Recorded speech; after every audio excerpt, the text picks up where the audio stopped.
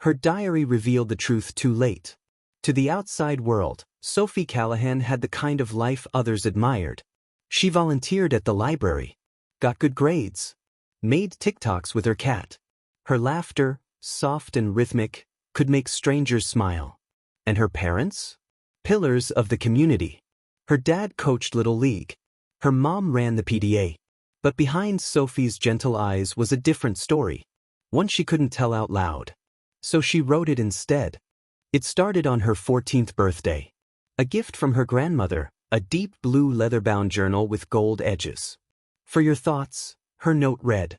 The ones you can't say out loud. And Sophie wrote. She wrote when things felt wrong. When her mother screamed over dishes not being put away. When her father came home smelling like beer and slamming doors. When she saw bruises that didn't come from tripping. Her words were small. Almost too neat, as if controlling her handwriting could control her world. No one would believe me anyway, she wrote once. He smiles too much in public. At school, Sophie was known for her kindness. But she started shrinking, metaphorically and physically. She skipped lunch, grew quieter, flinched when someone raised their voice. Her English teacher, Ms. Bradley, once pulled her aside and asked if everything was okay. Sophie smiled and said, "Just tired." But Ms. Bradley saw the way Sophie clutched her backpack like armor. And later that day, she wrote a note in the faculty file. Possible concerns, bruises on arm. Look into it. No one ever did. One Saturday in November, neighbors heard shouting at the Callahan home. But violent. Something crashing. No one called the police. By Monday, Sophie didn't show up for school. Her parents claimed she had the flu. But 2 days later, she was still missing. Then 4. By Friday, her body was found in the woods, half a mile from her house. No signs of sexual assault. No clear cause of death. Just gone. And the world assumed suicide. At her memorial, Ms. Bradley noticed something strange. A girl named Nia, Sophie's closest friend, was holding a blue diary to her chest like a lifeline. When asked about it, she said, "Sophie gave it to me the week before she died. Told me not to open it unless something happened." That night, Nia opened it. And what she read shattered her. The diary wasn't poetry. It wasn't dramatic. It was quiet. Heartbreaking. Mom pretends not to see it. He says he only hits because I make him angry. One day I'll leave. Maybe someone will believe me then. One entry, dated just 5 days before her death, read. He said if I ever told, no one would believe me.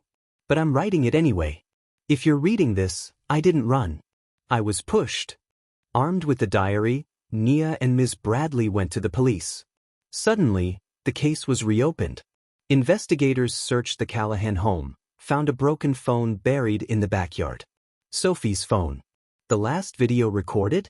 Shaky, short, terrifying. Just 7 seconds. A voice yelling, "You think you're smarter than me?" Then Sophie screaming. Then silence. The video was corrupted. But it was enough. Sophie's father was arrested and charged with second-degree murder and domestic abuse. Her mother, initially seen as complicit, broke down during questioning and confessed. "I didn't know how to leave him. I didn't know how to protect her." The town that once admired the Callahans now stared at their house with shame. They had looked and looked away. Sophie's diary went viral. Not the full entries, just select, redacted pages. News outlets reported it as the voice that spoke when no one else could. A foundation was created in her name, Sophie's Pages, providing journals and safe spaces for children in homes where silence could be fatal. Ms. Bradley still keeps a copy in her desk drawer. And every time a quiet student avoids eye contact or flinches at loud sounds, she asks twice. Because the first, "I'm fine," is never the whole truth. Sophie never lived to see her words change the world. But her diary outlived the lies. She wasn't weak. She wasn't dramatic. She was warning us. And we were too late. But for every silent child holding pain behind a smile, Sophie's story whispers from the pages. Write it down.